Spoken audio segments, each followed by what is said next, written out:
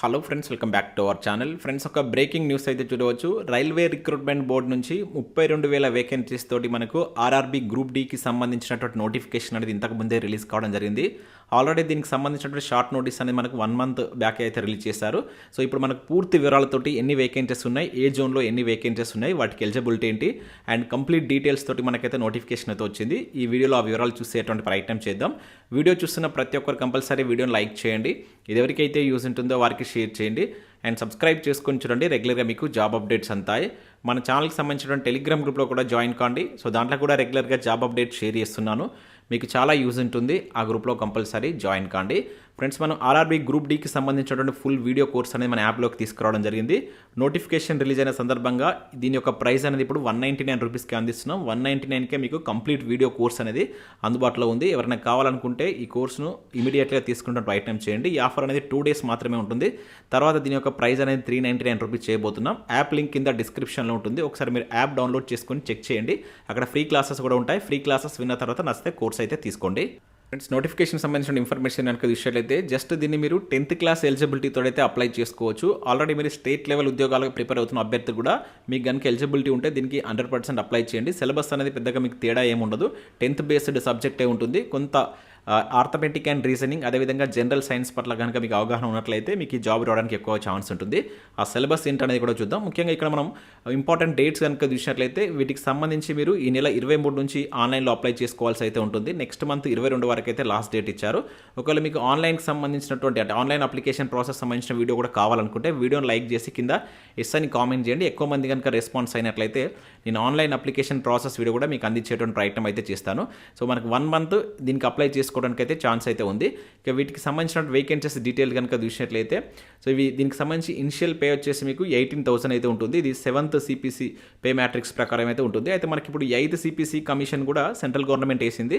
మీకు దీనికి సంబంధించిన శాలరీ కూడా విత్ ఇన్ షార్ట్ టైంలోనే దాదాపుగా 30,000 ప్లస్ పెరిగేటువంటి ఛాన్స్ అయితే ఉంది. అంటే ఈసారి మీరు ఎవరైతే జాబ్ పొందేటువంటి అభ్యర్థులు ఉంటారు కదా వారికి శాలరీ అనేది మినిమం 30,000 ఎబో బేసిక్ శాలరీ ఉండేటువంటి ఛాన్స్ అయితే ఉంది. ఎందుకంటే మనకు 8th CPC కమిషన్ కూడా రీసెంట్గా సెంట్రల్ గవర్నమెంట్ అయితే వేయడం జరిగింది. సో దీనికి సంబంధించి ఇక్కడ ఏజ్ కనుక చూసినట్లయితే 18 to 36 ఇయర్స్ మధ్య ఉన్నటువంటి అభ్యర్థులు వీటికి అప్లై చేసుకోవచ్చు. యాక్చువల్లీ ఇది 33 ఇయర్స్ ఉండేది. కాకపోతే మనకు కోవిడ్ కారణంగా ఒక 3 ఇయర్స్ అయితే దీనికి సంబంధించిన ఏజ్ లిమిట్ పెంచినట్టు ఇక్కడైతే మెన్షన్ చేయడం జరిగింది. టోటల్ వేకెన్సీస్ కనుక చూసినట్లయితే 32,438 వేకెన్సీస్ ఉన్నాయి. ఇవి మనకు మొత్తం అన్ని రైల్వే జోన్లో కలుపుకుంటే అన్ని వేకెన్సీస్ సంబంధించినటువంటి డీటెయిల్స్. దీనిలో మీరు సికింద్రాబాద్ రైల్వే జోన్కి అప్లై చేసుకోవచ్చు. ఇంకా మిగతా రైల్వే జోన్ కూడా అప్లై చేసుకోవచ్చు. సో ఇక్కడ మన సికింద్రాబాద్ జోన్కి అప్లై చేసుకోవాలనేది ఏం లేదు. ఇవి సెంట్రల్ గవర్నమెంట్ జాబ్స్ కనుక మీరు అన్నిటికీ ఎలిజిబుల్. ఇంకా అదర్ డీటెయిల్స్ కనుక ఇక్కడ మనం చూసినట్లయితే వీటికి సంబంధించినటువంటి ఇంపార్టెంట్ పాయింట్స్ మాత్రం నేను ఇక్కడ ఎక్స్ప్లెయిన్ చేస్తాను. మిగతా వాటి కోసం మీరు ఈ పీడిఎఫ్ను డౌన్లోడ్ చేసుకుని చూసేటువంటి ఐటమ్స్ చేయండి. నేను పీడిఎఫ్ను మన టెలిగ్రామ్లో అయితే ప్రొవైడ్ చేస్తాను. నెక్స్ట్ ఇక్కడ కొన్ని మెడికల్ స్టాండర్డ్స్ అయితే ఇవ్వడం జరిగింది. ముఖ్యంగా ఈ ఎవరైతే సైట్ ఉంటుంది కదా ఆ సైట్ ఉండేటువంటి అభ్యర్థులు దీనికి నాట్ ఎలిజిబుల్ అని చెప్పేసి ఇక్కడ ఇచ్చారు. అంటే ఇక్కడ ఉండేటువంటి రూల్స్ ప్రకారం మీరు ఎలిజిబులా కాదని చెక్ చేసుకోండి. మీకు కనుక సైట్ ఉన్నట్లయితే ఇక్కడ A2, A3, B1, B2, C1, C2 అని చెప్పేసి ఇవ్వడం జరిగింది. సో దీనిలో మీ సైట్ ఎంతవరకు ఉందని ఒకసారి చెక్ చేసుకొని మీకు కనుక ఎలిజిబిలిటీ ఉంటేనే వీటికి అప్లై చేసేటువంటి ప్రయత్నం చేయండి. ఇక్కడ నెక్స్ట్ ఇక్కడ ఎలిజిబిలిటీ కనుక చూసినట్లయితే ఇండియన్ నేషనల్స్ ఎవరైనా వీటికి అప్లై చేసుకోవచ్చు. ఏ జోన్కైనా మీరు అప్లై చేసుకోవచ్చు. అండ్ ఇక్కడ ఏజ్ లిమిట్ కనుక చూసినట్లయితే జనరల్గా మనకు ఇవి లెవెల్ 1 ప్రకారం అయితే ఉంటాయి. మనకు ప్రీవియస్ నోటిఫికేషన్లో 33 ఇయర్స్ ఉండేది. ఇప్పుడు 36 ఇయర్స్కి అయితే పెంచడం జరిగింది. అది మనకు ఇక్కడ కోవిడ్ కారణంగా 3 ఇయర్స్ పెంచామని చెప్పేసి అయితే ఇవ్వడం జరిగింది. దీంతో పాటుగా మీకు మీ క్యాస్ట్ వైజ్గా మీ క్యాస్ట్కి ఉండేటువంటి ఏజ్ రిలాక్సేషన్ కూడా వర్తిస్తాయి. ఇక్కడ మనం చూసినట్టయితే ఓబీసీ నాన్ క్రిమిలేయర్ వారికి వచ్చేసి 3 ఇయర్స్ అనేది ఉంటుంది. అంటే 36 + 3 39 ఇయర్స్ వరకు వీటికి మీరు అప్లై చేసుకోవచ్చు. ఓకే, SC, ST కనుక చూసినట్టయితే 5 ఇయర్స్ ఏజ్ రిలాక్సేషన్ అయితే ఉంది. ఇంకా ఎక్స్ సర్వీస్ మెన్ వాళ్ళకి ఇక్కడ దీనికి సంబంధించి మీరు ఇక్కడ చెక్ చేసుకోవచ్చు. ఇంకా పర్సన్ విత్ ఎవరైతే ఈ PWD క్యాండిడేట్స్ ఉంటారు కదా సో వాళ్ళు 10 ఇయర్స్ వరకు అప్లై చేసుకో 10 ఇయర్స్ ఏజ్ రిలాక్సేషన్ అయితే ఉంటాయి. ఒకసారి వీటిని కూడా మీరు చెక్ చేసుకోండి. ఇక్కడ ఎక్స్ సర్వీస్ మెన్కి సంబంధించి కూడా ఏజ్ రిలాక్సేషన్ అయితే ఇచ్చారు. అంటే అదనంగా మనకి ఇక్కడ 36 ఇచ్చారు కదా దీనికి అదనంగా మనకి ఇవి యాడ్ అవుతాయి. సో ఈ లోపు కనుక మీ ఏజ్ ఉన్నట్లయితే వాటికి మీరు ఎలిజిబుల్ అని చెప్పేసి ఇక్కడ అర్థం చేసుకోవచ్చు. కానీ ఈ ఏజ్ రిలాక్సేషన్కి సంబంధించినటువంటి కట్ ఆఫ్ డేట్స్ ఇచ్చారు. ఒకసారి వీటిని కూడా చూడండి. ఆ కట్ ఆఫ్ డేట్లో మీ డేట్ ఆఫ్ బర్త్ ఉందా లేదా అని చెక్ చేసుకోండి.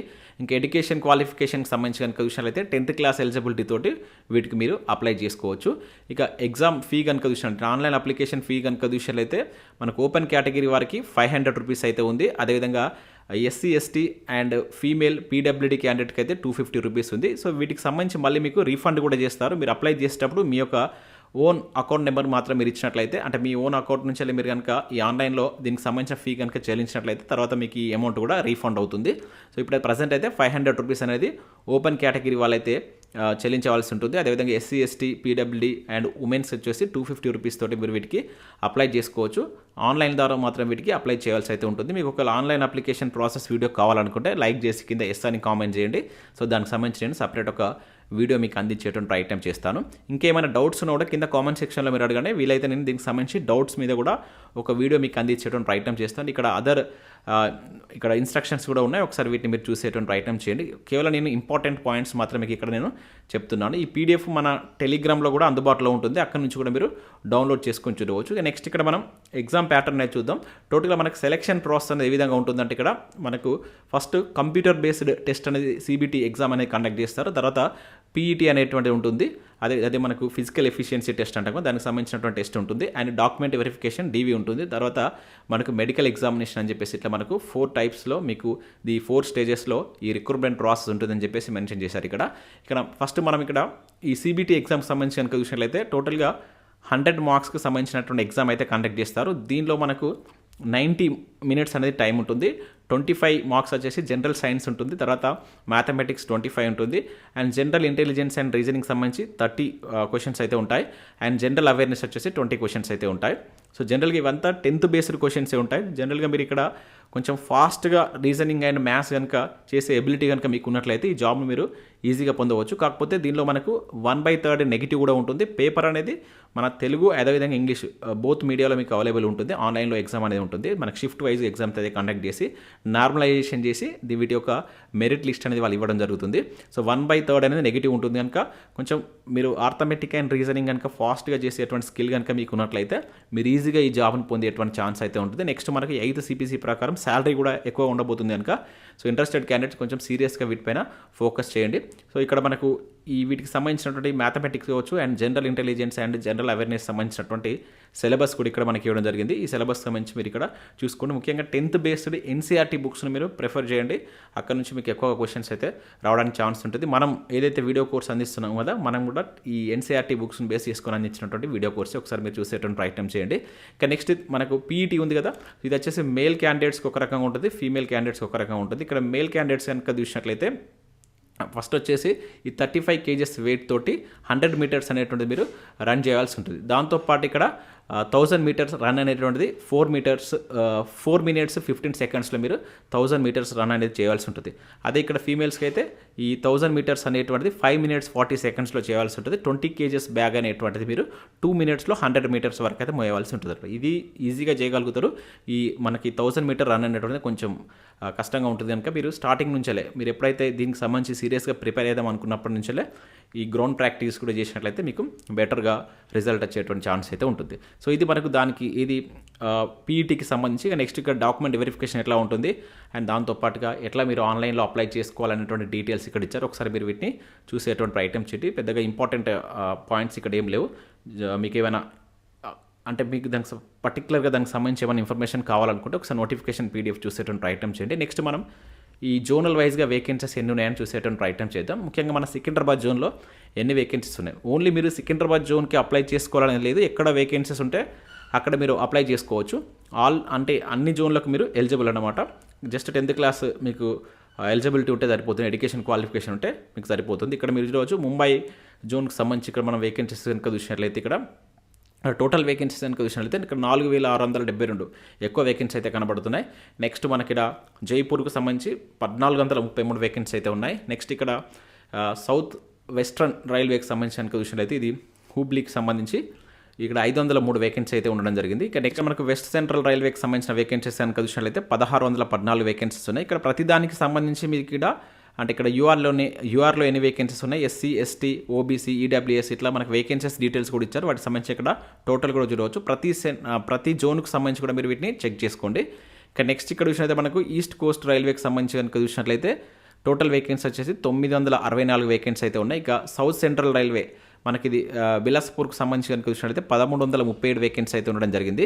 ఇక నెక్స్ట్ వచ్చేసి మనకు న్యూఢిల్లీ, ఇక్కడ కూడా మనకు చాలా ఎక్కువ వేకెన్సీ ఉన్నాయి. ముంబై అండ్ న్యూఢిల్లీకి సంబంధించి మనకు వేకెన్సీ అయితే ఎక్కువ కనబడుతున్నాయి. 4785 వేకెన్సీ అయితే ఉండడం జరిగింది. ఇక చెన్నైకి సంబంధించి కనుక చూసినట్లయితే ఇక్కడ టోటల్గా 2694 వేకెన్సీ అయితే ఉన్నాయి. నెక్స్ట్ ఇక్కడ గోరఖ్పూర్కి సంబంధించి 1370 వేకెన్సీ అయితే ఉండడం జరిగింది. గౌహతికి సంబంధించి 2048 వేకెన్సీ ఉన్నాయి, అన్ని కలుపుకొని మనకు. ఇంకా కోల్కతాకి సంబంధించి కనుక చూసినట్లయితే 1817 వేకెన్సీ అయితే ఉండడం జరిగింది. ముంబైకి సంబంధించి 3244 వేకెన్సీ అయితే ఉన్నాయి. ఇంకా నెక్స్ట్ మనకి ఇక్కడ చూసినట్లయితే ఈస్ట్ సెంట్రల్ రైల్వేకి సంబంధించి కనుక చూసినట్లయితే 1251 వేకెన్సీ అయితే ఉన్నాయి. నెక్స్ట్ ఇక్కడ మనం చూసినట్లయితే నార్త్ సెంట్రల్ రైల్వేకి సంబంధించి కనుక చూసినట్లయితే 2020 వేకెన్సీ అయితే ఉండడం జరిగింది. ఇంకా కోల్కతా సౌత్ ఈస్టర్న్ రైల్వే కిందికి వస్తుంది ఇది. ఇక్కడ 1044 వేకెన్సీ అయితే ఉన్నాయి. ఇంకా నెక్స్ట్ సికింద్రాబాద్ మన జోన్కి సంబంధించి కనుక మీరు అబ్జర్వ్ చేసినట్లయితే టోటల్ వేకెన్సీస్ 1642 వేకెన్సీస్ ఉన్నాయి. దీనిలో ఈడబ్ల్యూఎస్కి వచ్చేసి 136 అండ్ ఓబీసీ 415, 144 ఎస్టీ వాళ్ళకు ఉన్నాయి, 235 వచ్చేసి ఎస్సీ వాళ్ళకు, యూఆర్కి వచ్చేసి 710 వేకెన్సీ అయితే ఉన్నాయి. ఇక్కడ వాటితో పాటుగా ఏ పోస్ట్ దీనిలో ఎన్ని పోస్టులు ఉన్నాయి, దాదాపుగా 14 రకాల పోస్టులు అయితే ఉన్నాయి. ఈ 14 రకాల పోస్టులకు సంబంధించి ఇక్కడ ఏ పోస్ట్కి ఎన్ని వేకెన్సీస్ ఉన్నటువంటి డీటెయిల్స్ కూడా మనకు ఉండడం జరిగింది. ఒకసారి వీటిని మీరు చూసేటువంటి ప్రయత్నం చేయండి. ఇవి మనకు రైల్వే గ్రూప్ డి నోటిఫికేషన్ సంబంధించినటువంటి ఇంపార్టెంట్ పాయింట్స్. మీకు ఇంకేమైనా డౌట్స్ ఉన్నట్లయితే కింద కామెంట్ చేసినట్లయితే దానికి సంబంధించి నేను మరొక వీడియోలో ఈ కామెంట్స్ అన్ని చూసి ఒక వీడియోలో మీకు కంప్లీట్ డీటెయిల్స్ తోటి ఎక్స్ప్లెయిన్ చేసేటువంటి ప్రయత్నం చేస్తాను. మీకు ఒకవేళ ప్రాసెస్ అది ఆన్లైన్ అప్లికేషన్ ప్రాసెస్ వీడియో కావాలనుకుంటే వీడియోని లైక్ చేసి కింద ఎస్ అని కామెంట్ చేయండి. అండ్ వీడియో కోర్స్ అనేటువంటి మన యాప్లో అందుబాటులో ఉంది. జస్ట్ మనం 199 రూపీస్కి ఈ కోర్స్ అనేది అందిస్తున్నాం. ఒకసారి మీరు వెళ్ళి చూసేటువంటి ప్రయత్నం అయితే చేయండి. Thanks for watching. Thank you.